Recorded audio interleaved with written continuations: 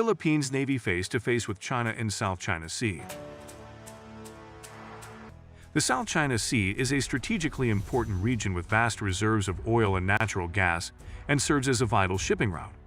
The Philippines and China have been in a territorial dispute over the region for many years, and tensions between the two countries have escalated in recent years. In this video, we will examine the ongoing conflict and the latest developments in the Philippines' efforts to protect its sovereignty. Tensions between the two nations have been simmering for years, as China seeks to assert its dominance over the region, claiming nearly all of the South China Sea as its own. The Philippine Navy, tasked with protecting their nation's sovereignty and territorial integrity, were forced to stand up to the Chinese Navy in an epic face-off that has captured the world's attention. The Philippine Navy, despite being smaller in size and firepower, showed incredible bravery and resolve in the face of their adversary. They were determined to defend their nation's interests, no matter the cost. Despite the danger and risks involved, the Philippine Navy emerged victorious, sending a clear message to China and the rest of the world. The battle may be won, but the war for control over the South China Sea continues. The Philippines may be a small nation, but its Navy has proven that it is a force to be reckoned with. And as tensions in the South China Sea continue to rise, the world will be watching to see how this epic struggle unfolds. The Philippine Coast Guard (PCG) reported that a confrontation took place between two of its vessels and the Chinese Navy in the contested South China Sea. The incident occurred at 2nd Thomas Shoal, a location that has been a persistent source of tension between the Philippines and China. The PCG has accused the Chinese Coast Guard (CTG) of engaging in unsafe maneuvers. According to a statement released by the Philippine Coast Guard on Friday, the initial encounter took place on April 21, when a Chinese Navy vessel intercepted the Coast Guard boats at a distance of 7 nautical miles, 13 kilometers, from Pag-asa Island. The island, also referred to as Thitu Island, is situated in the disputed Spratly Islands and was taken over by the Philippines in the 1970s. It currently houses around 400 people. Continue to play a significant role in regional security. The Enhanced Defense Cooperation Agreement (EDCA), signed in 2014, further strengthens defense cooperation between the United States and the Philippines. The two countries engage in joint military exercises, sharing of intelligence, and capacity-building efforts.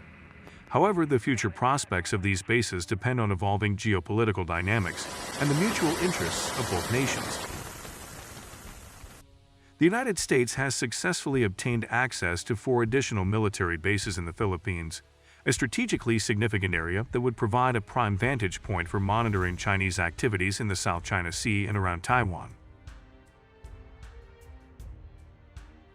With this agreement, the United States has effectively bridged the gap in its network of alliances, extending from South Korea and Japan in the north to Australia in the south. The missing link had been the Philippines, which shares borders with 2 major potential flashpoints, Taiwan and the South China Sea.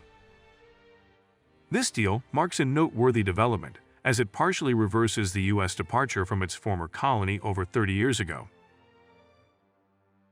Its significance cannot be understated. According to Gregory B. Poling, director of the Southeast Asia program at the Center for Strategic and International Studies in Washington, there is no contingency in the South China Sea that does not require access to the Philippines.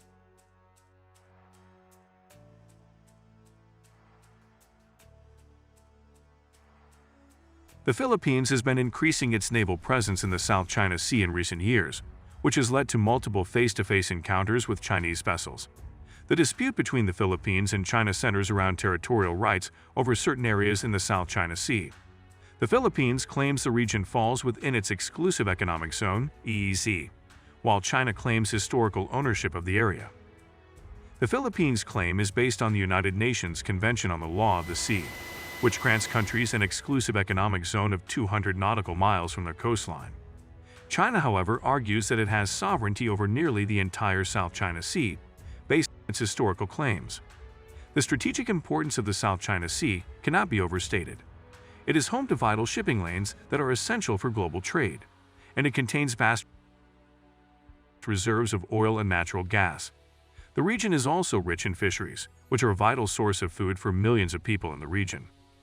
The Philippines' increasing naval presence in the South China Sea is aimed at protecting its sovereignty and asserting its rights under international law. However, these efforts have put the country in direct conflict with China, which has responded with its own show of force. The Philippine Coast Guard, PCG, stated that the confrontation commenced when the Chinese corvette demanded the PCG vessels to leave and warned that non-compliance may The reason why U.S. amphibious vehicles rushed ashore at full speed. Have you ever wondered why U.S. amphibious vehicles rushed ashore at full speed? What drives them to charge forward with such incredible force? Today, we uncover the captivating reasons behind this exhilarating spectacle. To understand the reasons behind this high-speed approach, we turn to military history. These vehicles have a rich legacy dating back to the Second World War, where they played a pivotal role in major amphibious operations. But what motivates them to continue this practice to this day? It all boils down to two key factors: surprise and momentum. Amphibious assaults require a decisive element of surprise to gain the upper hand against well-fortified coastal defenses. By charging full speed towards the shore, these vehicles catch the enemy off guard, minimizing the time they have to react and deploy countermeasures. The speed at which these vehicles approach the shore also generates momentum, which is crucial for a successful landing. By maintaining a high velocity, they plow through the water, overcoming obstacles like waves and potential underwater hazards. Beyond the element of surprise and momentum, speed is essential to minimize exposure to hostile fire. These vehicles become harder targets to hit due to their swift movement. It also reduces the time spent in the vulnerable transitional zone between the water and land, where they are most susceptible to enemy fire. In addition to their tactical advantages, these vehicles are engineered to withstand harsh conditions. Their reinforced hulls, powerful engines, and advanced suspension systems allow them to overcome obstacles on land and maintain high speeds, ensuring swift troop deployment during critical missions.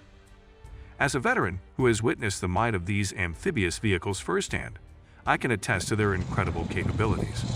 They instill confidence in our troops, knowing that they have the means to reach the enemy's shores swiftly and effectively.